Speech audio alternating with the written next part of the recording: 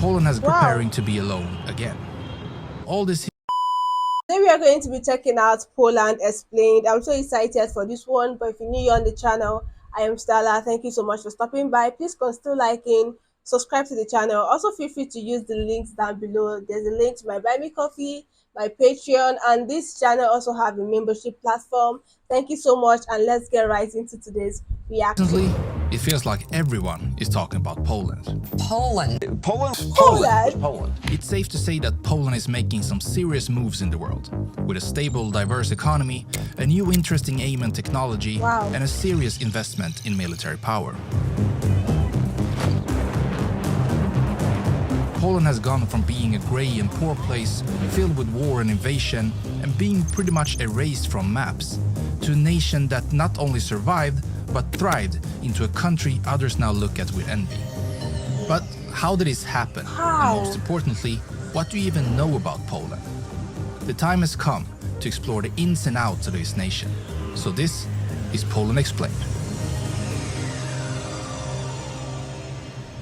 Poland is located in the heart of Europe, neighboring 7 countries. Going clockwise from the northeast, there's the Russian exclave of Kaliningrad, then Lithuania, Belarus, Ukraine, Slovakia, Czech Republic and Germany. With these countries, they share a total land border of 2,865 kilometers, the longest of which is with Czechia at 699 kilometers. Poland covers a total area of roughly 312 square kilometers, where about 8,000 of those are water areas with a total coastline of 440 kilometers. This put the country in the 71st spot in the world when looking at the country area. And to put that size in perspective, it's about twice the size of the US state of Georgia and slightly smaller than New Mexico. The terrain is mostly flat, with some mountains along the southern border against Slovakia. And this is also where we find the highest point of the nation, Ruzy, which stands at 2,499 meters. The lowest point is on the complete opposite side near Razgi El Blaski and is actually at a -2 meters. The largest lake is Lake Snidarvi, while the largest body of water when looking at the full size is the lagoon that is shared with Germany. On the Polish side, it's called Zalew Szewiecki, while it's called Stettiner Haff on the German side. The longest river is Wisla with 1,213 kilometers and is shared with both Belarus and Ukraine. About 30% of the country is covered in forests and 48% of agricultural lands, with some of the natural resources of Poland being just arable lands and also coal, sulfur, natural gas, copper and silver. Oh, wow. The climate of the nation is temperate with cold, moderately severe winters and mild summers. Whereas in most places, the weather can occasionally reach high temperatures in the summer and low ones in the winter. But when looking at the average temperatures, it's still considering mild and moderate. The population is roughly 38 million people, which puts them at the 39th spot in the world, just below Canada. And most of these people live in either the northern coastal area in the city of Gdansk, the southern part and the city of Krakow, or in the cities in the central area such as Lodz and Warsaw. The last mentioned city is also the capital of the country and holds about 1.8 million people of the total population. The median age of this population is, like most European countries, kind of high, 41.9 years to be exact. Wow. And with that, they ranked at the 39th spot in the world. So clearly the majority of the population is in the age span between 15 and 64 years old. 14.53% is 14 or younger, while 20.6% is 65 years or older. Now, the population growth rate isn't something Poland does very well, as they have one of the lowest growth rates in the entire world. In 2023, this number is estimated to be a negative 0.28%, meaning the population actually shrinks instead of grows. One reason for this might be the low birth rate of the country, which is just 8.31 births for every 1,000 population, or to simplify even further, 1.41 children born for every woman in the country. Another reason might be the high death rate of the country, which is 10.75 deaths per 1,000 population, the 27th highest in the world.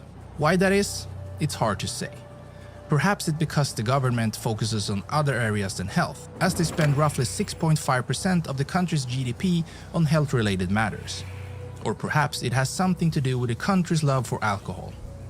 A study from the World Health Organization found that the Polish people on average consume around 11 liters of pure alcohol per year, which roughly translates to 120 bottles of wine.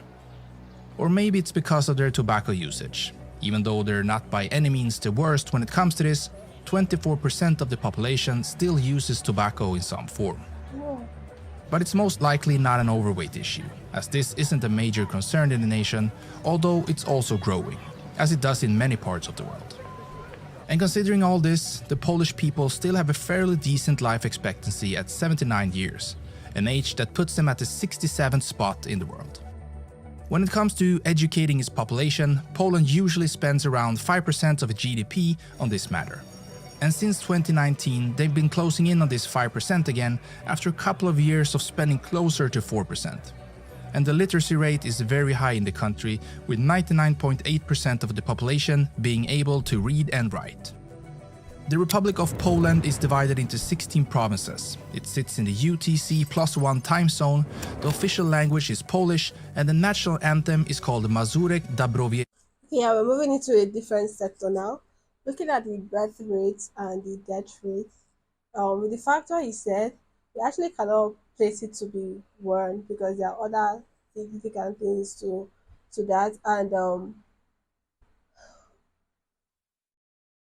this is one of the video I've been so keen about. Like the facts here are actually,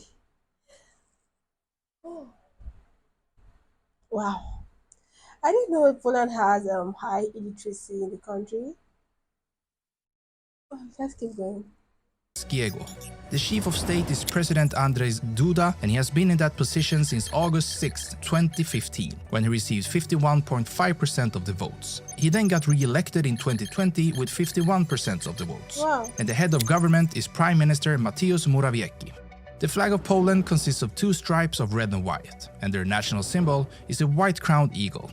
The white on their flag is said to represent this eagle, while the red at the bottom is the field of the coat of arms.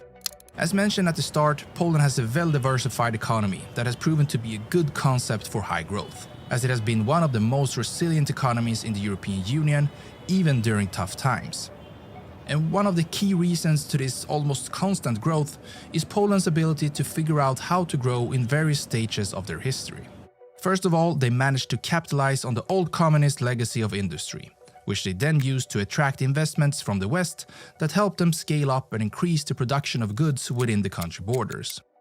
This later made it possible to join the global economy of imports and exports by sending that goods to other nations and taking a profit in return. Wow.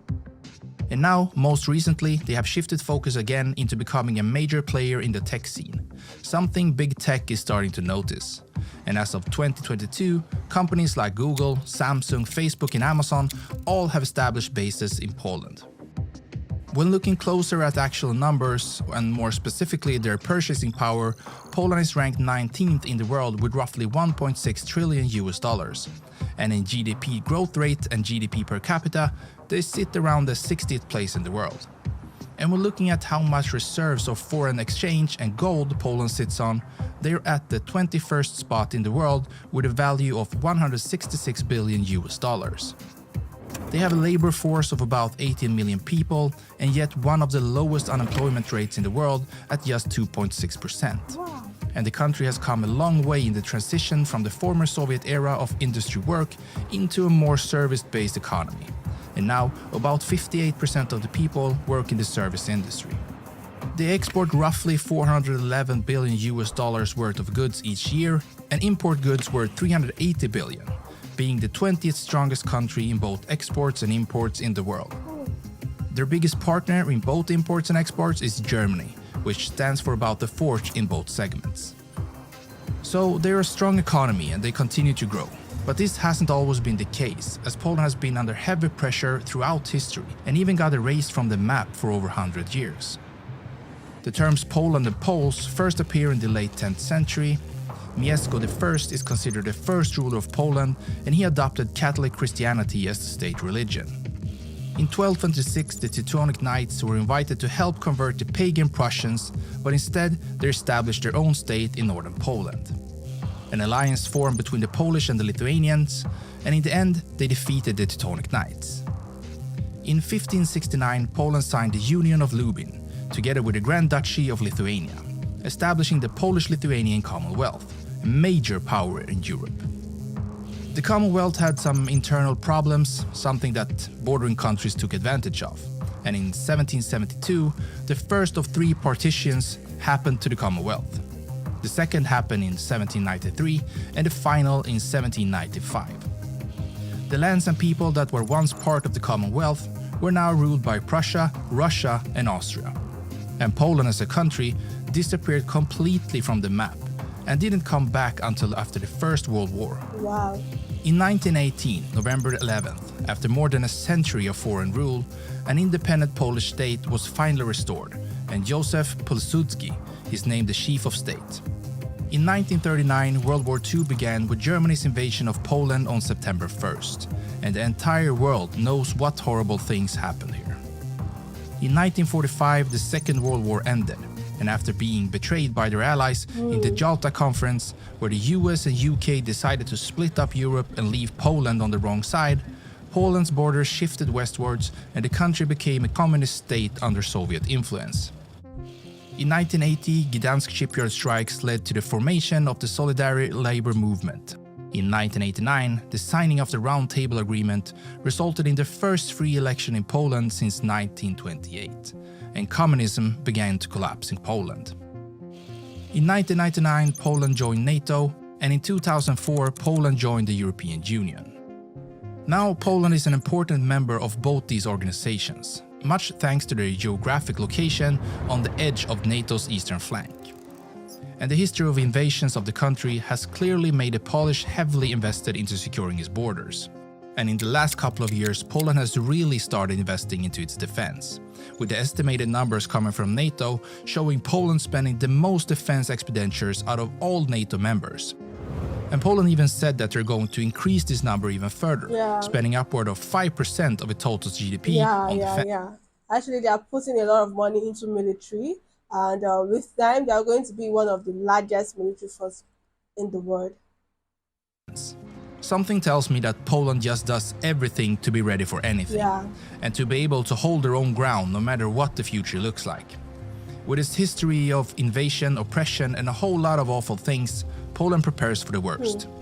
Other countries that join NATO and the European Union, for example, I kinda get the feeling they probably think that the alliances will help them in a crisis, while Poland has a history of being let down by their allies when they needed them the most. So they're preparing to be alone again. All this history has really turned Poland and its people into true warriors, and that mindset in turn has led to a country that is booming even in hard times. It will be very interesting to follow this country in the future, and I will not be surprised if this will be one of, if not the strongest force in Europe in the future. Now, let's go and learn about a new country in the world by clicking one of the videos on your screen right now. Wow. See how heavily they pumped money into their military. Because the last video I did is Poland becoming superpower, and it talked about the 5% Poland increasing their GDP, putting 5% GDP into the military. And I was asking, okay, why are they actually investing such money? Because I know I said there's a reason for that, and I've seen the stats of all of these things. Because at some point 1945 they were betrayed by their allies, so even them joining the NATO force, they are still building their capacity and not putting all hope and all their mindsets in NATO as well, because they actually want to defend themselves in as much as their allies to other important country. And you guys seeing this video is very insightful, because a lot of questions have been asked. Why is Poland this relevant now?